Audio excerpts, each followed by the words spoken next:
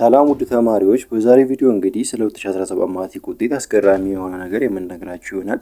እንደተለመደው ቪዲዮውን ላይክ፣ ቻናሉን ሰብስክራይብ ማድረግ እንዳትረሱ።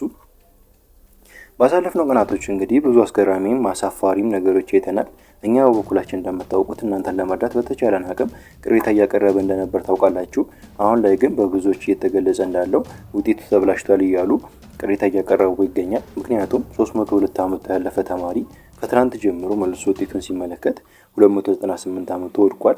ከዛም አልፎ እንደ ሀገር ከፍተኛ ውጤት የነበረው 591 እንደነበረ ነበር ይፋ የተደረገው። አሁን ላይ ግን ተስተካክሎ 592.808 ሆኗል።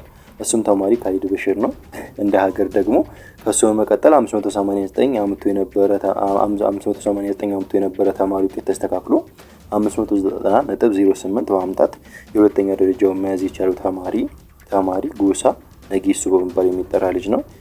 የነዚህ ተማሪዎች ውጤት ማስተካከል የተቻለው ደግሞ ተማሪ ካሊድ በሽር እንዴት 9 ነጥብ ብቻ ያጣል በማለት በድጋሚ ታይቶ ውጤቱ 592.08 መሆኑ ተረጋግጧል ማለት ነው። ሁለቱም እንግዲህ ያን ትምህርት ቤት ተማሪ መሆናቸው የታወቀ ሲሆን ለሁለቱ ተማሪዎች ግን እንኳን ደስ አላችሁ ማለት እፈልጋለሁኝ። ነገር ግን ሌሎቻችሁ ተማሪዎች ታውቃላችሁ የቴሌግራም ቻናላችን ላይ ለማገዝ ሙሉ ሙከራ እያደረግን የነበረ ሲሆን ቅሬታ የማቅረቢያ ጊዜውም ስላለፈብን እናንተን ከዛ በላይ ማገዝ አልቻልንም ነበረ። በእኔ በኩል ግን ይህ ጉዳይ አሳፋሪ ድርጊት ነው ብዬ ነው የማስበው። የእናንተን ማስተያየት ኮሜንት ሴክሽን ላይ ጻፉልኝ።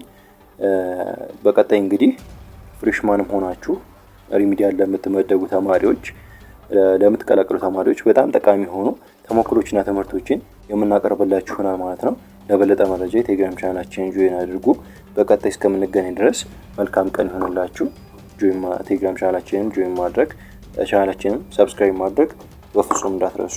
እናመሰግናለን።